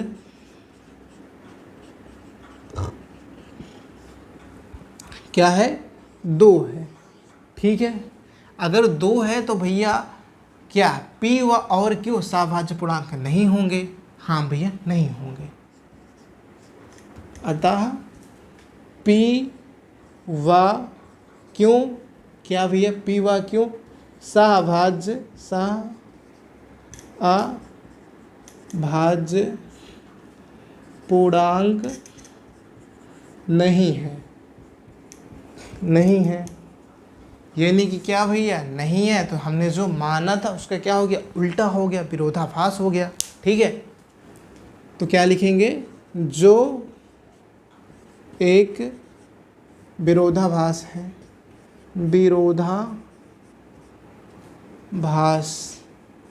ठीक है, यानी कि क्या मतलब, गलत है। ठीक है, जो विरोधाभास है, अतः √2 एक परिमेय संख्या नहीं है, यानी कि क्या लिख सकते हैं, अपरिमेय संख्या है, अपरिमेय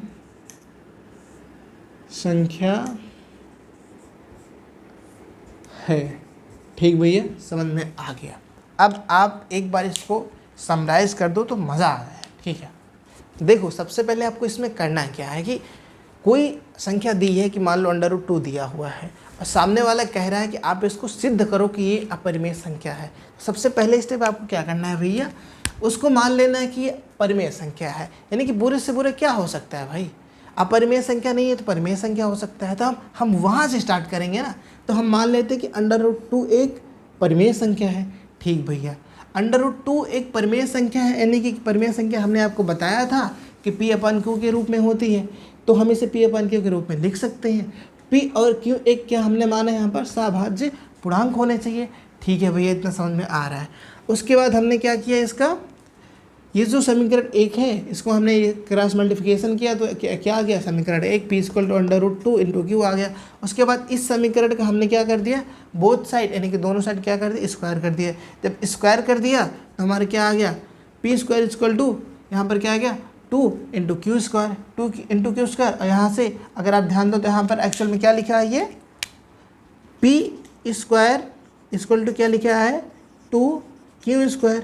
हाँ भैया यही लिखा है, 2 को इधर पर कर देंगे तो क्या हो जाएगा, यही हो जाएगा आपका P² = 2Q²। उसके बाद हमने आपको बताया था कि अगर 2P² को विभाजित करता है तो P को भी 2 विभाजित करेगा। ठीक है भैया, तो हमने मान लिया क्या, P 2 को विभाजित करता है = n, यानी कि n जहाँ पर एक क्या है, पॉजिटिव पूर्णांक है। ठीक है, उसके बाद हमने इसको क्या कर दिया, इधर इसको भेज दिया इधर। ठीक है, तो क्या हो गया, P = 2n, इसको हमने समीकरण 3 मान लिया। उसके बाद इन समीकरण जो दिया इसका हमने दोनों पक्ष का वर्ग कर दिया। ठीक है भैया, तो क्या आ गया, P² = 4n² आ गया। हाँ भैया समझ में आ गया। अब यहाँ पर हमने क्या कर दिया, समीकरण 2 और 3 से, समीकरण 2 और 3 से क्या कर लिया भैया, इसको बराबर कर दिया। ठीक भैया, क्या कर दिया आपने भैया, बराबर कर दिया। क्या बराबर किया बताओ तो थोड़ा भैया। समीकरण 2 यहाँ पर P² = 2Q² था और समीकरण 3 P² = 4n² था, तो हमने वहाँ पर दोनों का क्या मान रख दिया। तो क्या आ गया हमारा, n² = क्या आ गया, Q²/2। अब यहाँ पर क्या भैया, 2Q² को विभाजित कर रहे हैं। हाँ भैया, क्या हमने वही लिख दिया, 2Q² को विभाजित करता है। ठीक है, अतः 2Q को भी विभाजित करेगा। ठीक है भैया, समझ में आ गया। तो वही यहाँ पर हमने क्या लिख दिया कि Q/2 = m, जहाँ एक पॉजिटिव पूर्णांक है, Q = क्या हो जाएगा, 2 × m हो जाएगा। हाँ भैया समझ में आ गया। उसके बाद हमने आपको थोड़ा सा समझाने के लिए बताया कि ये जो आपका समीकरण 3 है और समीकरण आपका 4 है, यहाँ पर ये जो उभयनिष्ठ अभाज्य गुणनखंड क्या है आपका, 2 है, जो कि हमने यहाँ पर माना था P और Q सभाज्य पूर्णांक होने चाहिए। अगर ये उभयनिष्ठ गुणनखंड 2 है तो क्या P और Q सभाज्य पूर्णांक होंगे नहीं, अतः जो हमने माना था वो गलत है। अगर गलत है, हमने परिमेय संख्या माना था जो कि गलत है, तो क्या हो जाएगा, परिमेय संख्या नहीं होगा तो अपरिमेय संख्या हो जाएगा। तो वही हमने लिखा है कि उभयनिष्ठ गुणनखंड समीकरण 3 और 4 से उभयनिष्ठ गुणनखंड 2 है, अतः P व Q सभाज्य पूर्णांक नहीं है, जो एक विरोधाभास है, अतः √2 एक अपरिमेय संख्या है। बस इतना सा जो आपको करना था। आई होप आपको समझ में आ गया होगा। ठीक है भैया, समझ में आ गया। तो माय डियर स्टूडेंट, हम चलते हैं, आज की क्लास यहीं पर ख़त्म करते हैं। हम इसमें सोचा था कि एक क्वेश्चन और करा दें, लेकिन अगर क्वेश्चन का एक और कराते तो बहुत बड़ा हो जाता। तो हम आपको इससे रिलेटेड और आपके इस चैप्टर में जो कुछ मोस्ट इम्पॉर्टेंट क्वेश्चन है जो आपके बोर्ड एग्ज़ाम में आ सकते हैं, तो उसके लिए मैं एक लेक्चर और बना दूंगा। ठीक है, तो वो लेक्चर आप आके ज़रूर देख लेना। अगर ये फंडा क्लियर नहीं हुआ है तो उसमें ज़रूर हो जाएगा, मैं और सिंपल उसमें करके कोशिश करूँगा, बताऊँगा। यहाँ पर मैंने कोशिश पूरी की है जो कि आपको समझ में आए। ठीक है, तो चलते हैं, फिर मिलेंगे नेक्स्ट वीडियो में एक नई एनर्जी के साथ।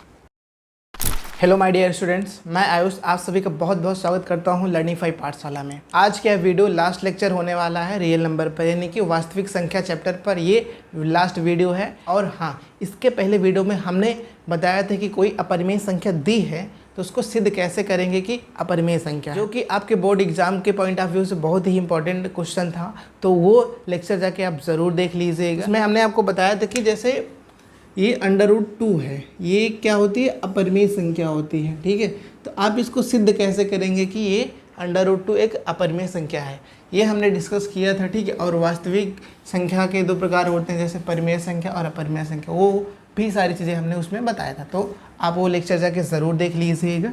ठीक है, तो आइए आज के लेक्चर हम स्टार्ट करते हैं।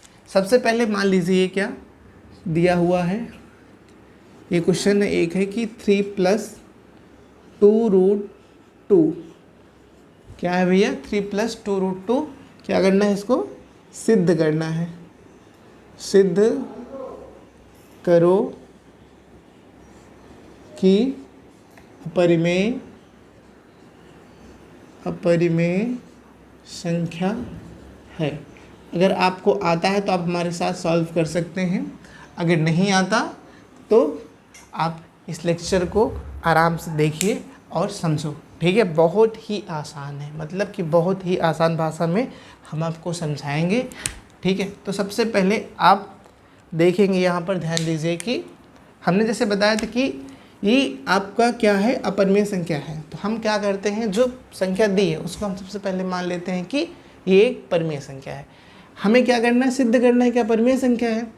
तो हम इसको बुरे से बुरा क्या हो सकता है, अगर ये अपरिमेय संख्या नहीं है तो क्या हो गया, परिमेय संख्या होगा। तो हम परिमेय संख्या ही मान के सिद्ध करते हैं।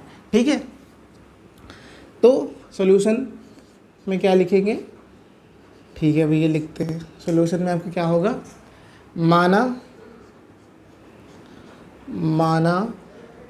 3 + 2√2 एक परिमेय संख्या है। ठीक है भैया, समझ गया, परिमेय संख्या है। परिमेय संख्या है यानी कि क्या भैया कि 3 + क्या भैया 3 + 2√2 = P/Q हम लिख सकते हैं, जहाँ पर P व Q एक पूर्णांक है। ठीक भैया, इतना तो समझ में आया था, आपने बताया था कि परिमेय संख्या क्या होती है, वहाँ पर आपने सारी चीज़ें समझाई थी। ठीक है, और Q = क्या है, नॉट 0। ठीक है भैया, समझ में आ गया। देखो परिमेय संख्या क्या होती है, आप इधर देख लीजिए अगर आपको ये सारी चीज़ें नहीं समझ में आ रही। परिमेय संख्या क्या होती है, परिमेय संख्या हम उसे कहते हैं जिससे हम P/Q के रूप में लिख सकते हैं। ठीक है भैया, जिसे हम P/Q के रूप में लिख सकते हैं। और क्या, ये आपका ये जो है P और आपका Q, P एंड Q क्या होने चाहिए, एक पूर्णांक होने चाहिए। ठीक है भैया, पूर्णांक होने चाहिए। और आपका सबसे मोस्ट इम्पॉर्टेंट Q = नॉट 0। ठीक भैया, समझ में आगे, Q = क्या होना चाहिए, नॉट 0। तो हम उसे क्या कह देंगे, परिमेय संख्या कह देंगे। ये आपकी क्या थी, परिमेय संख्या, यही आपकी परिमेय संख्या होती है। ठीक है, अब आपको ये समझ में आ गया क्या भैया, परिमेय संख्या क्या होती है, हमें समझ में आ गया। तो 3 + 2√2 अगर एक परिमेय संख्या हमने माना है तो हम इसके बराबर ये लिख सकते हैं। ठीक है भैया, अब क्या करना है, आपको इसी को थोड़ा इधर उधर करके सॉल्व करना है। ठीक है, अगर आप इसको आगे क्या करेंगे, अगर सॉल्व करना है आगे हम क्या कर सकते हैं, इसको 2√2 = क्या लिख सकते हैं, P/Q -3। हम इस 3 को इधर भेज दिए। अब हमें पता है भैया कि कोई भी चीज़ अगर LHS और इधर क्या होता है RHS, LHS से RHS की ओर भेजते हैं, अगर वो चीज़ प्लस में है तो माइनस में हो जाएगी, अगर मल्टीपल में है तो क्या हो जाती है, डिवाइड में हो जाती है। यानी कि क्या, हम एक साइड से दूसरे साइड जब कोई भी संख्या है ना या फिर कोई भी चर भेजते हैं तो उसका साइन क्या होता है, चेंज हो जाता है। ये भैया बहुत बेसिक रूल है, आपको पता होना चाहिए, नहीं पता तो आप अभी याद कर लीजिए, ठीक है। तो आगे क्या करेंगे हम, इसको आप सॉल्व कर सकते हैं, क्या हो जाएगा, हाँ भैया हम सॉल्व कर सकते हैं। 2√2 इक्वल टू इसका क्या कर लेंगे, क्रॉस मल्टीप्लिकेशन, ठीक है। क्या हो जाएगा, P अपान, इधर करेंगे P1 का मल्टीप्लाई P में करेंगे P हो जाएगा, Q का मल्टीप्लाई 3 में करेंगे क्या हो जाएगा, 3Q अपान Q। हाँ भैया समझ में आ गया। अब आगे क्या करते हैं, इधर जल्दी आपको हमने क्या कर दिया, 2 है, इसको इधर भेज दिया, इधर क्या मल्टीपल है और इधर क्या डिवाइड हो जाएगा, हम पता है, ठीक है। तो आगे क्या करेंगे, √2 क्या हो जाएगा, P - 3Q अपान 2Q। अगर हम इसको इधर भेज देंगे मल्टीप्लिकेशन हो जाएगा तो उसको करेंगे। अब भैया यहाँ पर आप ध्यान दीजिएगा कि यही से सारा खेल आपका होता है, ठीक भैया, ठीक है, समझ में आ गया भैया।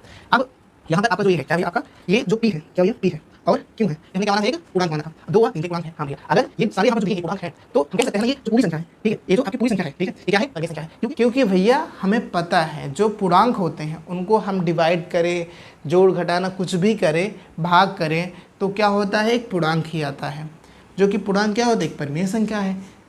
क्या, जीरो को छोड़कर, यहाँ पर जीरो को पूरा भाग नहीं करना है, ठीक है, तो जीरो को हम छोड़ दें और ये जीरो यहाँ पर है नहीं तो हमें कह सकते हैं ना कि ये क्या है, एक परिमेय संख्या है, ठीक भैया। अब यहाँ पर आपको लिखना क्या है, क्या लिखोगे आप, यहाँ पर लिख लीजिए चूँकि क्या, P Q एंड क्या है 3 व क्या भैया 3 व 2 एक पूर्णांक है, क्या भैया, एक पूर्णांक है। अतः क्या कह सकते हैं, अतः P - 3Q अपान 2Q एक क्या है, एक परिमेय संख्या है।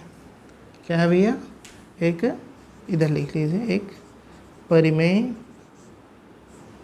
संख्या है, ठीक भैया, एक परिमेय संख्या। इतना समझ में आ गया। अब आपको यहाँ पर थोड़ा कुछ दिमाग लगाओ, यानी कि क्या, आपको थोड़ा सा दिमाग लगाना है, जो कि बहुत ही आसान है, ठीक है, कोई भी कर सकता है। कि ये हमें पता हो गया कि ये आपका क्या है, परिमेय संख्या है, यानी कि ये जो यहाँ पर है अगर ये इसके बराबर है तो ये भी परिमेय संख्या होगी, है ना। अगर कोई किसी के बराबर है तो एक दूसरे के बराबर होंगे, है ना। जैसे मान लीजिए कि हमने कल भी बताया था कि अगर ये मार्का इसके बराबर है तो ये भी तो इसके बराबर है ना। अगर ये मान लीजिए कि इसका कैप इसके बराबर है तो इसका कैप भी इसके बराबर होगा ना। इसका कैप मान लो इसमें लग जाता है, क्या भैया, आपने इसका कैप इसमें लगा दिया तो इसका कैप इसमें भी लग जाएगा। हाँ, तो बस यही आपको थोड़ी सी स्ट्रेटजी लगानी है, क्या भैया, यहाँ पर आपको ये क्या है, परिमेय संख्या है, क्या है ये, परिमेय संख्या है। तो क्या होगा, √2 भी एक परिमेय संख्या हो जाएगा। भैया ये तो अपरिमेय संख्या होती है, आप परिमेय संख्या क्यों कह रहे हो, क्योंकि इसके बराबर है। भैया आप ध्यान दीजिए, ये जो चीज़ें हैं ना, इससे आपका आंसर यानी कि ये जो सिद्ध करना है ना, आराम से बहुत आसानी से सिद्ध हो जाएगा, ठीक है। बस आपको यहाँ पर थोड़ा सा ध्यान देना है, ठीक है। यानी कि क्या भैया, कि √2 यहाँ पर दिख नहीं रहा होगा शायद, आप यहाँ पर मिटा के हम लिख देते हैं, यहाँ पर आप लिख लीजिए, ठीक है, ठीक है भैया, लिख लेते हैं, ओके। यहाँ पर हम लिख रहे हैं, अब आपको ध्यान देना है, ठीक है, क्या देना है, ध्यान देना है, ओके भैया, हम लिख रहे हैं। अब यहाँ पर हम लिख ले रहे हैं, मान लो ये चलिए हम यहाँ पर ये लिख लेते हैं, ऐसा कुछ करके, ठीक है। ये यहाँ पर क्या हम लिख सकते हैं, अब हम लिख सकते हैं कि √2 इक्वल टू क्या है, ये आपका P - 3Q अपान 2Q, ठीक है। अब आप यहाँ से यानी कि हमने जो आपको बताया ये एक परिमेय संख्या और इसके बराबर √2 ये भी एक परिमेय संख्या होगी, यानी कि क्या लिख सकते हैं √2 = p-3q/2q। तो क्या हो गया यहाँ पर आप लिख सकते हैं, क्या लिख सकते हैं भैया आप लिख सकते हैं कि अतः √2 एक परिमेय संख्या है। क्या है भैया, परिमेय संख्या है, जो कि क्या है, गलत है। क्योंकि कल हमने आपको सिद्ध करके बताया था क्या होता है, √2 एक अपरिमेय संख्या होता है।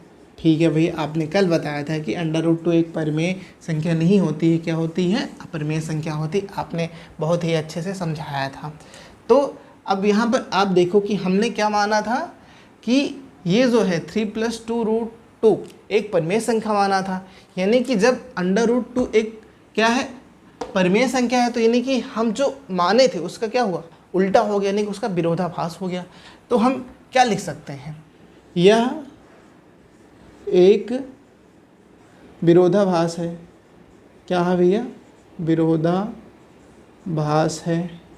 ठीक है, विरोधाभास है, यानी कि विरोधाभास का मतलब जो है कि उल्टा हो रहा है सारी चीज़ें, है ना। क्योंकि हमने परिमेय संख्या माना था और हमें पता है कि √2 एक अपरिमेय संख्या होती है, जो कि परिमेय संख्या और अपरिमेय संख्या एक दूसरे के बराबर कभी हो नहीं सकती।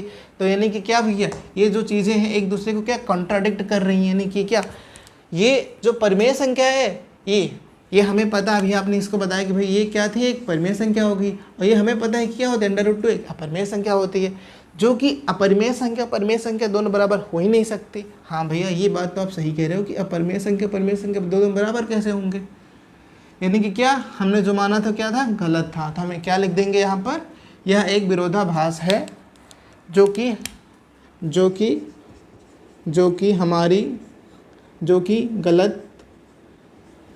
गलत कल्पना, यानी कि जो हमने माना था वही कल्पना कह लीजिए, गलत कल्पना करने के कारण प्राप्त हुआ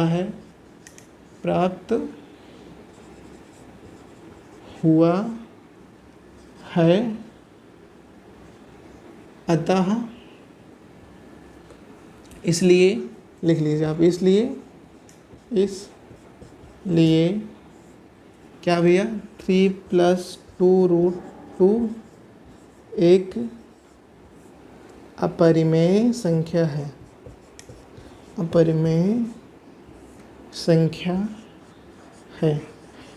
आपको ये जो क्वेश्चन आपके बोर्ड एग्ज़ाम में पूछे जाते हैं, अगर आपका 2 मार्क्स का पूछा जा रहा है तब आप ये विधि लगाएंगे। अगर 4 या 5 मार्क्स का पूछा जा रहा है, ठीक है, तो आपको थोड़ा और सॉल्व करना पड़ता है।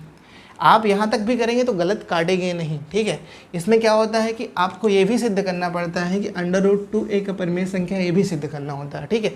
तो हमने आपको बताया था कल कि √2 एक अपरिमेय संख्या कैसे होती है, सिद्ध कीजिए, ठीक है। आप उस लेक्चर को जाके आराम से देख लेना, आपको सारी चीज़ें आराम से समझ में आ जाएगी, ठीक है। उसके बाद फिर आपको आगे सिद्ध कर देना है कि √2 एक अपरिमेय संख्या है, क्योंकि सारा खेल तो इसी का हुआ है ना कि ये परिमेय संख्या यहाँ पर हमने सिद्ध कर दिया, और हमें पता है, हम जानते हैं कि √2 एक क्या अपरिमेय संख्या होती है, ठीक है। तो हम यहाँ पर क्या हो, उसका विरोधाभास प्राप्त हुआ, इसलिए क्या हो गया हमारा ये +2√2 को एक परिमेय संख्या माना था, जो कि हमने क्या पाया, विरोधाभास प्राप्त हुआ। इसका मतलब क्या है, 3 + 2√2 एक परिमेय संख्या नहीं है, अपरिमेय संख्या है, ठीक है भैया, समझ में आ गया।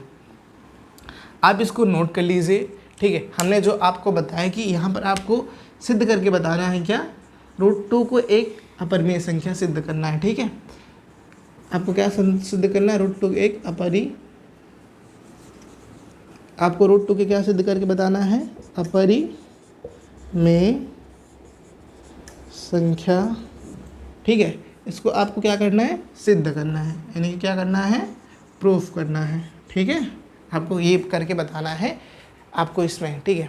या फिर आपको आता है तो आप कर लीजिएगा, ठीक। कमेंट बॉक्स में आप कैसे बता सकते हैं, तो कमेंट बॉक्स में बताने की ज़रूरत नहीं है, तो आप इसे अपनी नोटबुक में ज़रूर सॉल्व कर लेना, ठीक है। तो आप इसे नोट कर लीजिए। तो आइए देखते हैं कि नेक्स्ट टॉपिक जो कि आपके एनसीईआरटी बुक में भी दिया हो, जो कि बहुत ही इंपॉर्टेंट है। ठीक है, तो हम देखेंगे।